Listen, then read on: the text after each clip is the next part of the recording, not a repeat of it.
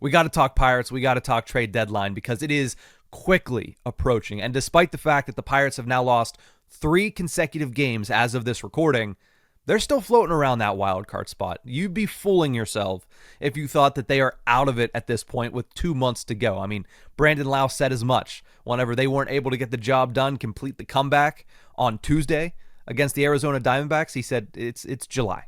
Yeah, it feels like a playoff atmosphere to some. That's fine. It's July. So you'd be fooling yourself. You'd be kidding yourself if you thought the Pittsburgh Pirates were out of this thing. And then you consider the fact that earlier in the week, according to ESPN's Buster Olney, one MLB executive believes the Pittsburgh Pirates are expected to be, quote, aggressive at the deadline, and we could see some pretty intriguing moves over the next couple of days from this organization because they're as close as they've been in a decade. They need to be able to get the job done, finish above 500, and finish, more importantly, in a playoff spot for the first time since the 2015 season. In order to do that, they need to add to the bullpen.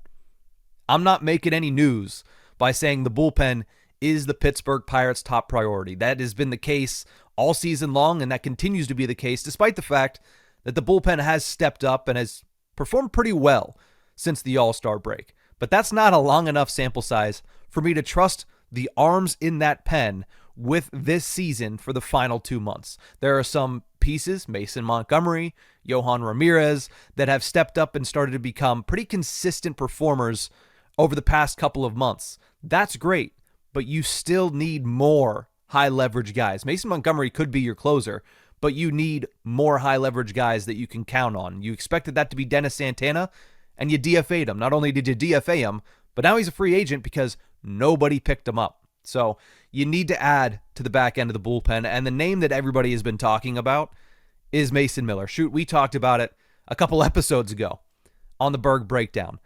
That would be great. That would be phenomenal. Not only would it be a great story, but you're bringing in the best closer in all of baseball, arguably one of the best pitchers in all of baseball in Mason Miller. The unfortunate part about that is it's starting to feel less and less likely that Mason Miller is even available, let alone somebody that the Pirates can swing for and can acquire.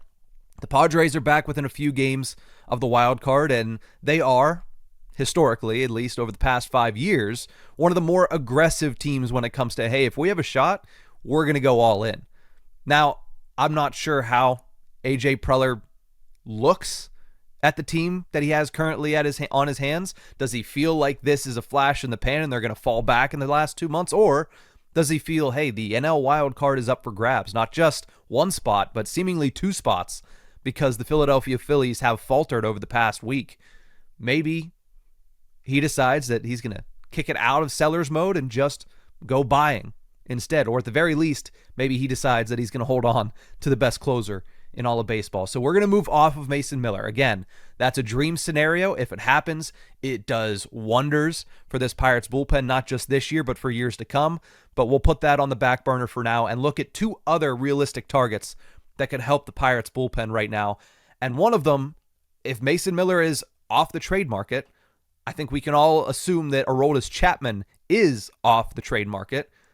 Luke Weaver is probably the hottest commodity when it comes to high leverage relief arms on the MLB trade market. He comes from the New York Mets. I would say that if you grabbed any of the Mets relievers, it's probably an improvement on what you got going on here. Not any of the relievers, but any of the 3, I think, that remain on the MLB trade market, because as we've learned over the last couple days, they're going to be trading a lot of players and specifically a lot of relievers. They already traded 1 and they're expected to trade 2, 3, maybe even more than that before Monday's trade deadline. Luke Weaver being the cream of the crop at this moment for the relief market when it comes to the trade deadline makes a lot of sense for the Pittsburgh Pirates.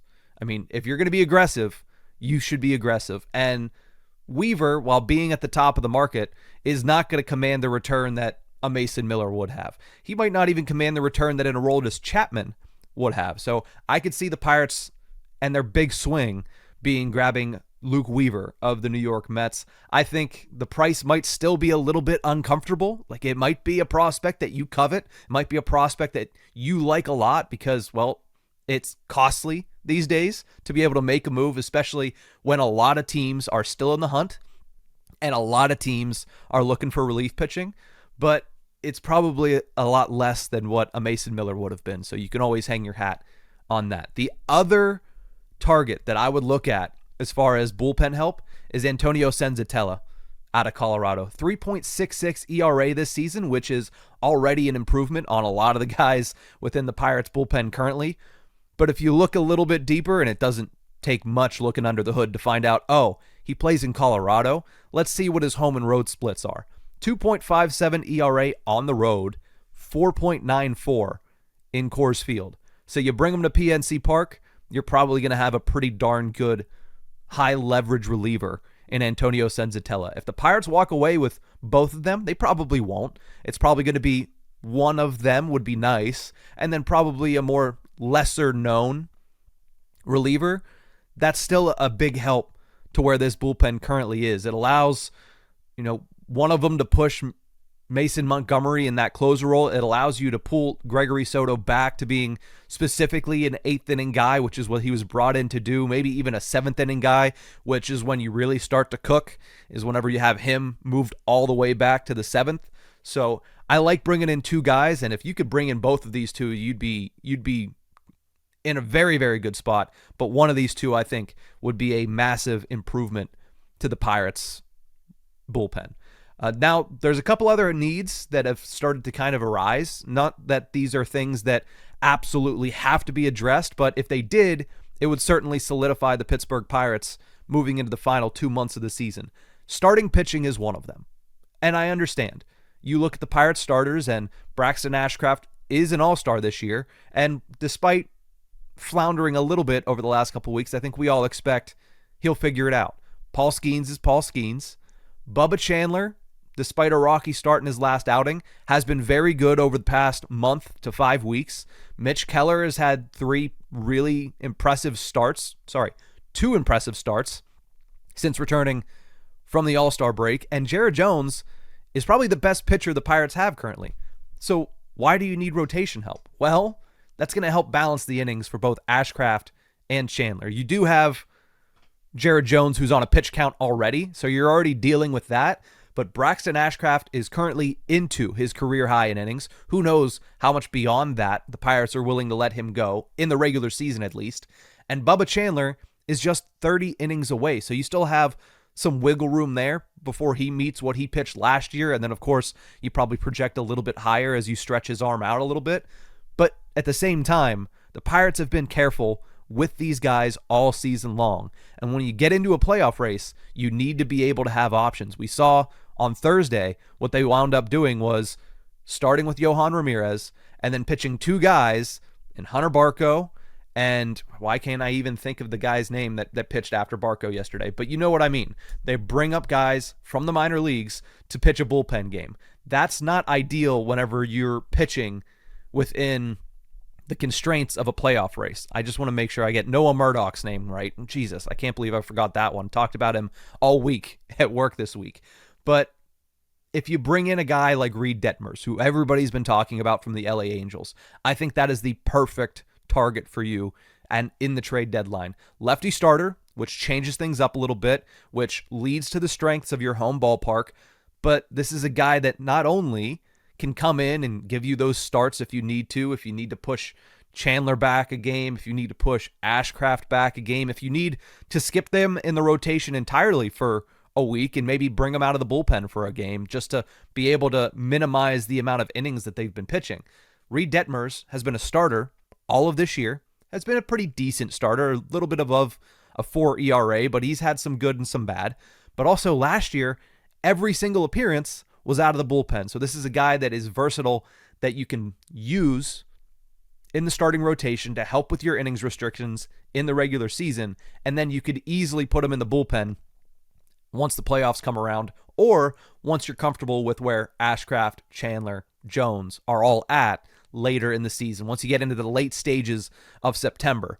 But you have to get there first, and a big way to get there would be adding a starting pitcher, specifically a guy like Reed Detmers would be very nice. Now, the other thing before we go with this Pirates segment, that a lot of people are starting to talk about is the need for offensive help against left-handed pitching. They simply need to be better. And I think that is the biggest part of this. Not you need to go in and bring a huge right-handed bat to be able to flip the script on your storylines against the left-handed pitching, but you just need the guys that are here to be better. That's the biggest thing they need to do. Because when you look at where they can add to help against left-handed pitching, it's really only one spot, right? It's not in the outfield, because in right field right now you have Esmeralyn Valdez, who has over 1,000 OPS against left-handed pitching this year. In left field, you have Brian Reynolds, who has an 867 OPS against left-handed hitting this year. You should get slightly better in center field when O'Neal Cruz comes back, because he's been hitting lefties well this year before he went down with injury. First base, Ryan O'Hearn, right now he's in a bit of a slump, but when he's at his best, he's pretty good against lefty pitching. Nick Gonzalez, I'm not taking out of the lineup. I know that he obviously has pretty opposite splits when it comes to righty versus lefty. He doesn't hit lefties as well as he hits righties, but he's still one of the best contact hitters in all of baseball this season, let alone you look at what he's done the last month, and he is far and above what he is overall this season. So I think when you're looking to add to help against lefties, you're looking to add a right-handed hitting second baseman that can also play the role of your designated hitter. I think a lot of this is just you can add one bat and hope that that's enough, matched with the guys that are coming back and the improvements of the guys in the lineup, that allows you to get some better success or more success against left-handed hitting. The name that I had circled coming into this week was Casey Schmidt in San Francisco. Unfortunately, he has a torn meniscus. So that is off the table. That would have been the perfect addition. He has position flexibility.